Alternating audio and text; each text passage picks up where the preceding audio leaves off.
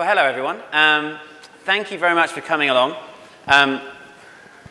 As I keep saying, packing your own parachute is the only way to do demonstrations, so just plugging a laptop into an HDMI makes the screen work. Who'd have thought that? So my name's Sol Rogers. I'm the founder of a company called Rewind. We're a VR and augmented reality company based out of the UK. And we've just opened up a San Francisco office. And I'm going to talk to you a little bit about what I spoke about this morning, which was our Red Bull Air Race Motorsport Companion. I've got exactly 28 minutes and 44 seconds. I'll do my best. Sometimes I overrun, but we'll see what happens. So Rewind, we've got a deep heritage in technology. We've been working with agencies and brands for years and years and years. And we've done lots of big projects. A lot of automotive over the last few years. Let me show you a little 60-seconder about what we're really about, and then I'll dive into the HoloLens production.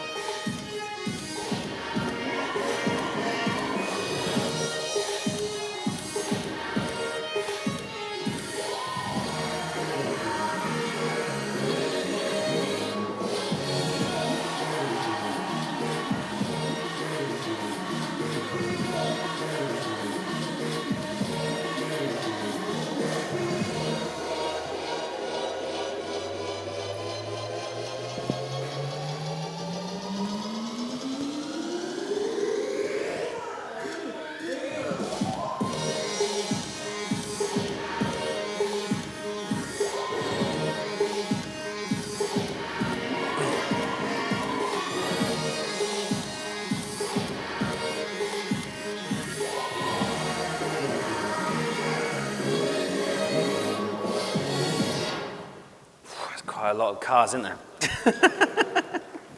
Oh, it's very kind clapping. Theatre shows later, you don't have to run. But, so the kinds of things we do, it's really, really eclectic.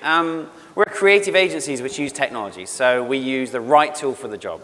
Sometimes it's Unity, sometimes it's other software, sometimes it's HoloLens, sometimes it's VR.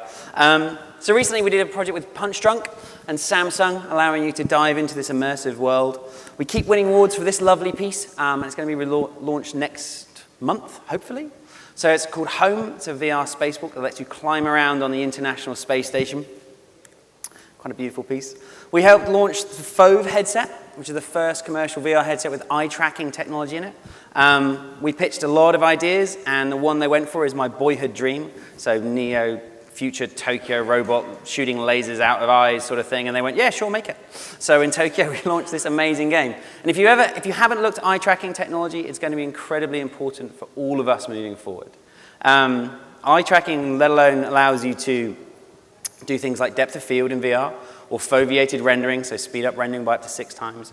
But in this case, it allows you to use weapons out of your eyes, but it also makes your characters emotionally intelligent. So consider if a character knew what you were looking at and where you were looking, not only if you were pointing in their direction. We're going to have some amazing stuff created. And then this was all Unity. We launched Jaguar's first electric car completely in virtual reality. So we put 250 journalists through this social VR experience, where the first time they saw the car was actually a real-time rendered version of it driving past on this crazy desert. Huge network infrastructure, and it was put in kind of Milk Studios. And then finally, go on, we just launched Ghost in the Shell VR, working alongside HBD, Paramount, DreamWorks, and Oculus. And this was kind of interesting because it was actually released on 3 different platforms. There's a Rift version with some interactivity through touch.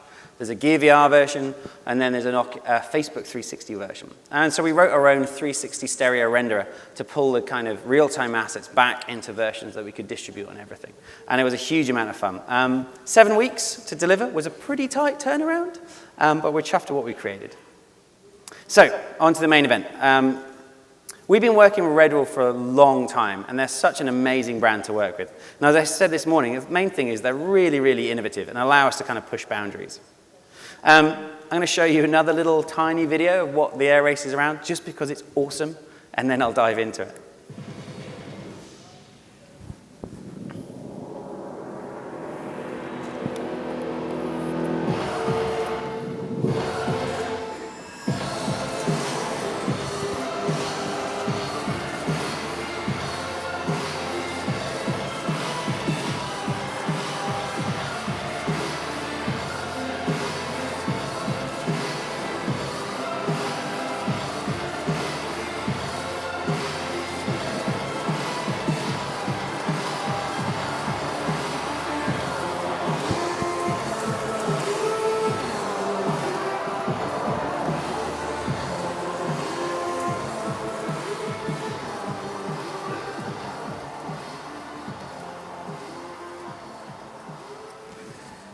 pretty intense sport.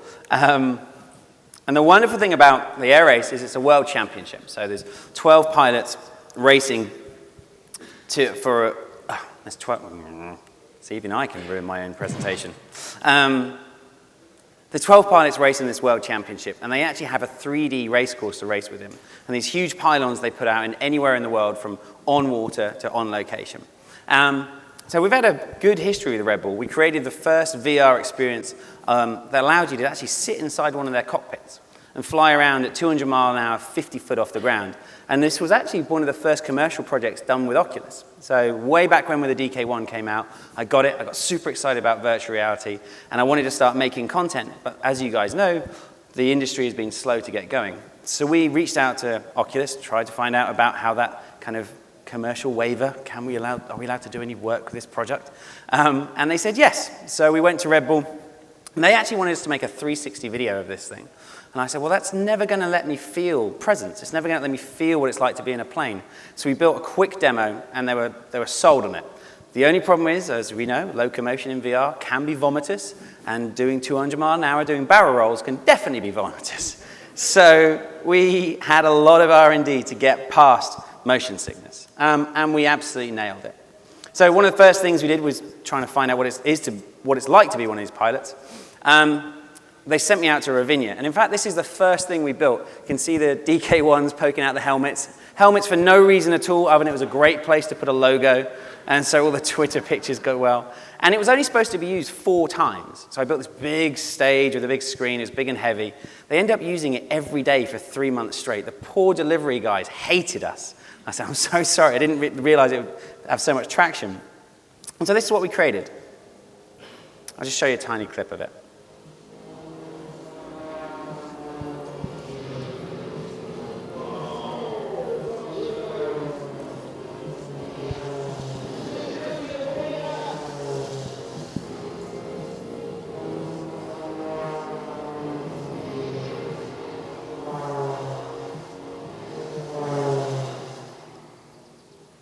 And the amazing thing about, this is how they plan their races, which is like the best product placement I've ever seen in my life. Actually in one of their hangars, placing the cans around. And the reason I wanted to show you the air race, I'll just play it again, but on mute, so we had to get past all those problems with locomotion. And the main thing we did is we sunk you lower in the cockpit than you should be to give you a false horizon. The other thing we did was we found that when you were a passenger, you had a lot more of those feelings. But if I gave you control and you flew yourself, half of those problems went away. So we went through that entire process. There was a point when Red Bull were asking if we could do branded sick bags as kind of the health and safety waiver, because they thought it'd be great for PR. And I said, well, not really. But the VR industry is trying to get away from that sort of stuff. But what we did have was all of the assets we needed for the HoloLens production. We had pylons, we had planes, we had trees, we had all the kind of assets that we needed. So they sent me to Ravinia, which is out in Croatia. This is my very quiet pilot, Tom, who's an extreme aerobatics pilot and never kind of batted an eyelid. And as I said this morning, I kind of was very cocky in the plane and said that, how far do you push it because you do 12G? And he said, well, most people don't go past 5. I said, I can take more, 6, or I can take more, 7. I pass out. And you can see me in this video fall asleep, fall down. And then he wakes me up by shaking the plane. Thanks, Tom. And VR does this. That smile appears on everybody. And that was the best thing about it. We allow people to, for a moment, to feel what it was like to be in one of those planes. And since then, we've been working with the air race really, really closely. But as I said this morning, air race has some real challenges, let alone no one flies a plane, so no one knows what it's like. But it's really intangible. It's kind of a distant sport. We've all driven a car. We all understand what it's like to race that sort of vehicle. But no one's ever flown in one, other than these crazy guys. I did put Palmer Luckey in a plane in Las Vegas. He came out and had a nice fly around. He seemed to enjoy himself. And this is me screaming just before I passed out. So the other thing is it's really complicated. There are hundreds of rules and regulations which no one understands because we've never even got close to this sport. The pylons have very specific sizes, so we have to fly between the red markers. We have to fly flat wings through the double gates, on our side through the single gates. And so before you can even get into the sport, you're trying to learn all these rules and regulations. The other thing, as I said this morning, has super high safety standards. They can only ever have one plane in the sky at a time, for obvious reasons. But also, the sport itself has to have that high rigorous level of it, because one accident, the whole thing's going to go away. So often you see beautiful shots like this. But the real problem is that means that all the racing is a time trial. So I'm watching a clock countdown, and as the plane crosses the finish line, I look to the timing gate to see who won and who lost. And I feel there was something really missing there. Those pylons can take a direct strike, which is really, really, really impressive. They're incredibly, amazingly thin nylon, and the wings of the planes have tiny razor blades on the edges just to make sure. They don't like it when they go straight through the middle, but they still stay up.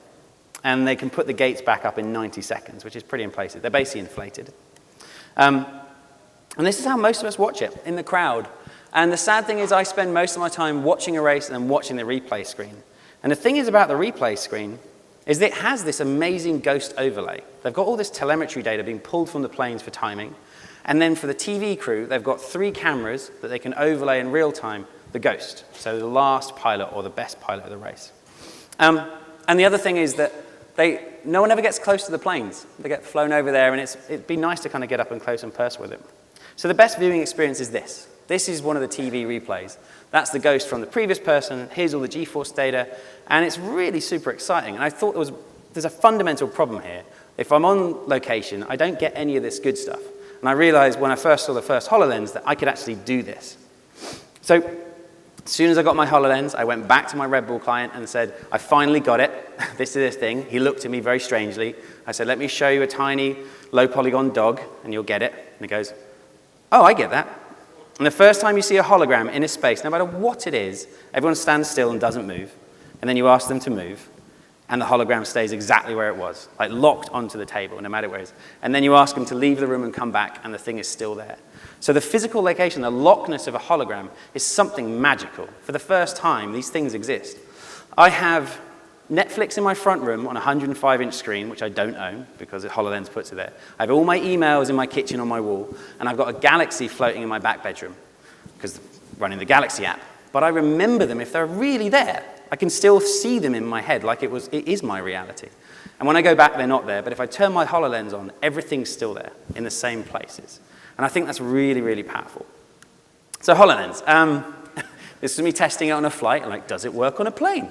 It does. People don't like you wearing technology. They think you're a terrorist, especially if you're evil and British.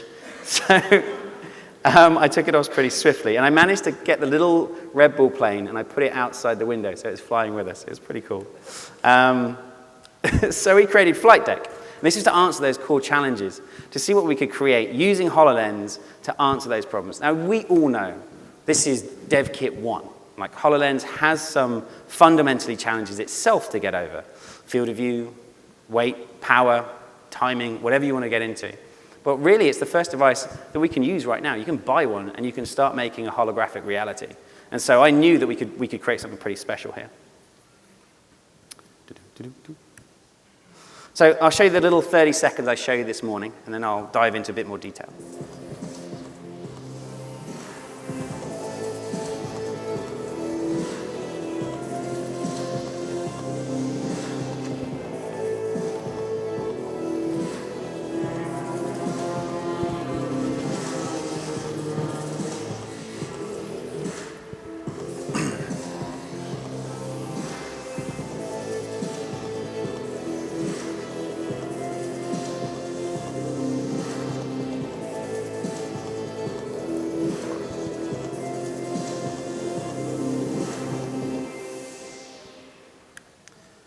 So the first thing we did was we want to allow you to explore the plane. So, because every race is different, you can spin the globe around, pick the race that is the one you want to see, and then in front of you, wherever you've chosen, we bring up a little, that's not me, a little mini version of the plane right in front of you.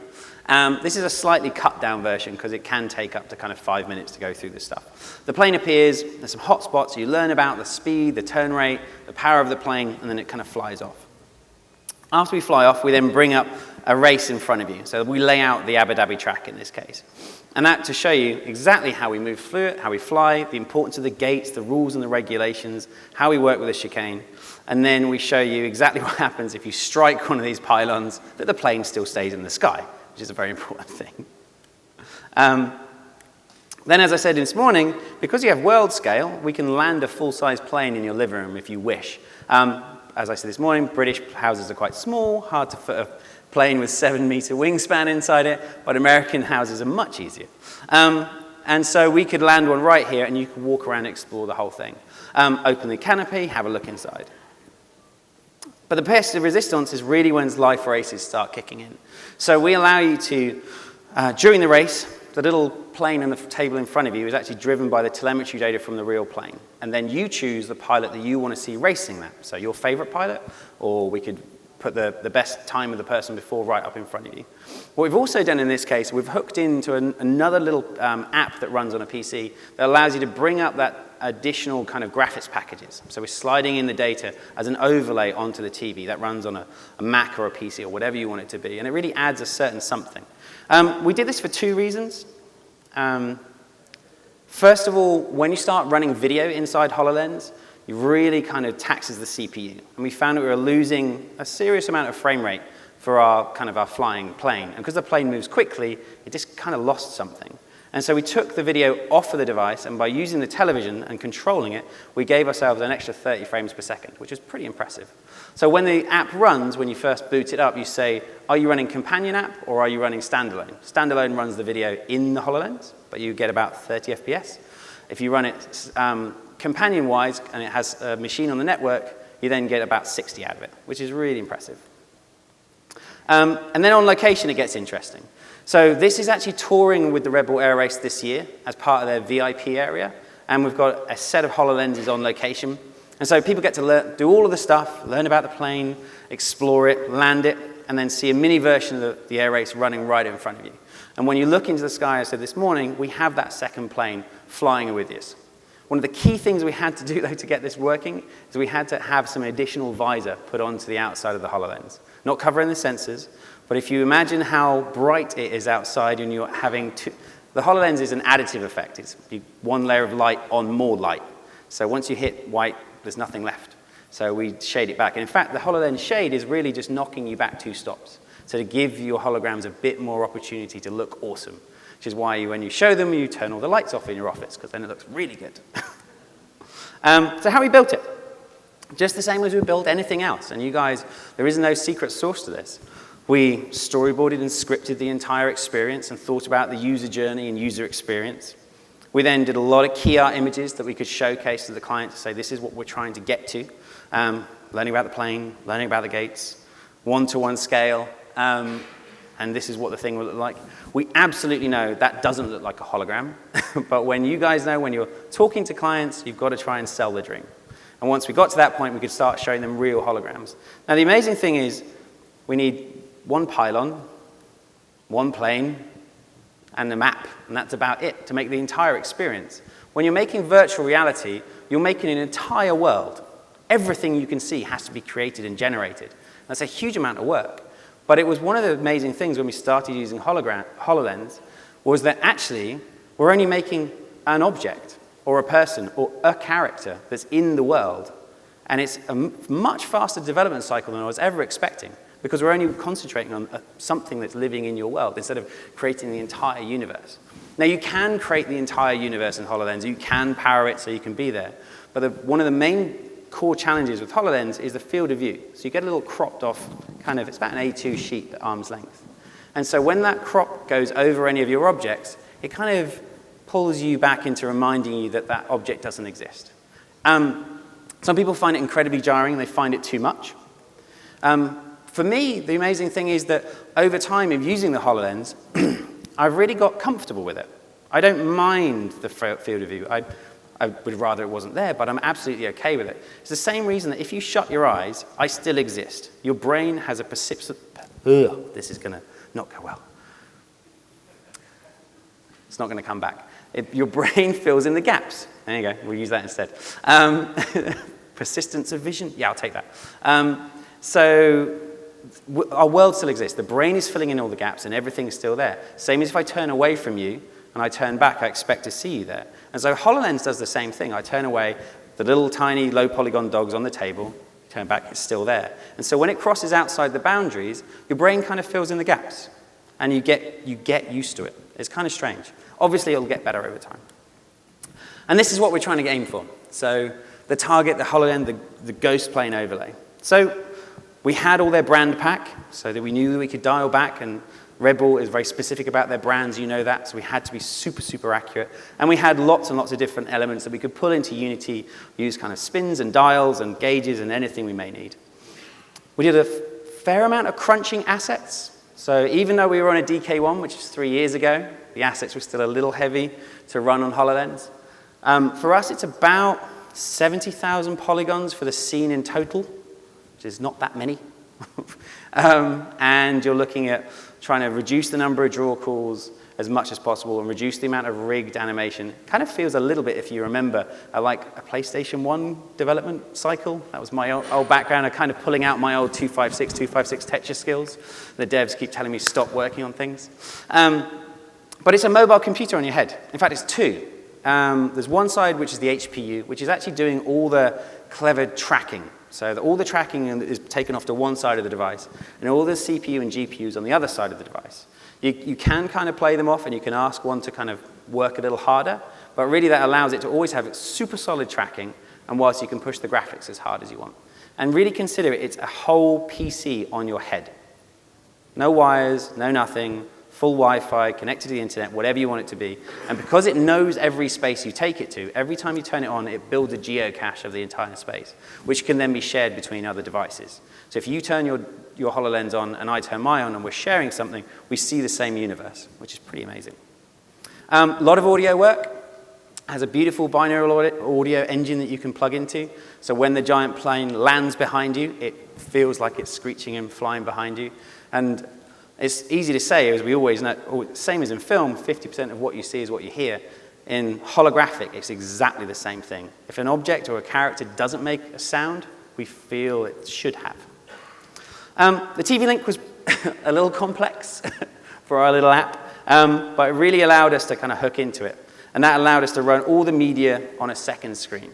Obviously, most people won't have a second PC hooked up to their computer, hooked up to their TV, but on location as we go around the world, we can hook into all the screens in the Sky Lounge and allow them to control that. And it really did allow us to alleviate a whole bunch of CPU cycles that we were losing when we were running video. So that was really just a creative response to be able to get us faster frames per second on the device. And this is the little companion app. So on location, often it's shown in this sort of space, the Sky Lounge, super VIP, everyone's lovely, everyone's a nice time, free booze, hanging out by the water. But every single one's in a different space. So we had to make the app be able to adapt. So the first thing the brand ambassadors do in the morning is this little setup where we run through and we place all of the objects that we need. So we place where the plane appears, we place where the map appears, we place where the Earth appears, the giant plane's going to land. And then we also place where the main light source is in the room. So we place a sun. So by the big white, that light up there, we'll put the bright source on that. So then everything gets shaded similarly to the room that we're in. And so that means that every stop, every time they run the app, or every time you do at home, you can set it up however you want it to be. So if you've got a small house, you do it this way. If you've got a big house, I could put the Earth over there, the map over here, and the plane landing there. And whatever, it works with every space. So it was a kind of nice little thing for us to do as a setup. Beyond Red Bull, just pick a sport. Football, horses, ice hockey, Formula 1, Daytona, NFL. Like I said, we're super excited about what we created. It was a trial by fire. We actually built the whole thing in about 10 weeks. And we're hoping to be launching it on the HoloLens store pretty soon. Thank you for listening.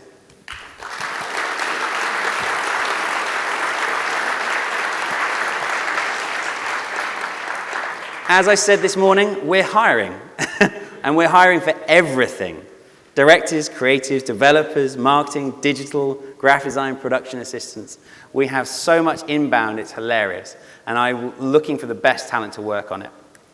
If you have any questions, I'm happy to answer them. I have 3 minutes and 55 seconds. Oh, there we go. First question. About streaming the live data from the flight Yeah. and to the HoloLens. How do you capture the data to HoloLens? So they have an onboard system on the planes already with like military-grade GPS, front and nose tail, which they're pulling out into a stream that they use for the TV. We're basically just hooking into that XYZ data and then pulling it into us. So I'm guessing it's some sort of database. I would have to ask a grown-up or a developer for the specifics, but happy to share that if you want. Okay, thanks. Hey. Hi there. So I work for Airbus. Awesome. And you have big planes. Looking at what you've done there with the live stuff is really interesting. I can see that mapping quite well to potentially an air show and the flight displays they do there. Yeah. So my question is, how flexible is it, that system, in terms of understanding what's going on in the real world back into, like, what sort of setups do you need on the plane, for example, to link back to your systems? We just need 2 bits of data. We need to know where you are. Yep. And funnily enough, the HoloLens doesn't have a GPS kind of model in it, which is kind of annoying. Right. So we do an initial setup of basically telling them where they are. And then the other thing, we just need to know where the plane is. And we need to know that as fast as possible. So getting the latency from plane position to the HoloLens to generate a hologram to put it back onto is the thing which is we are getting faster and faster at. Okay, but that's you doing that, not sorry, I've forgotten this.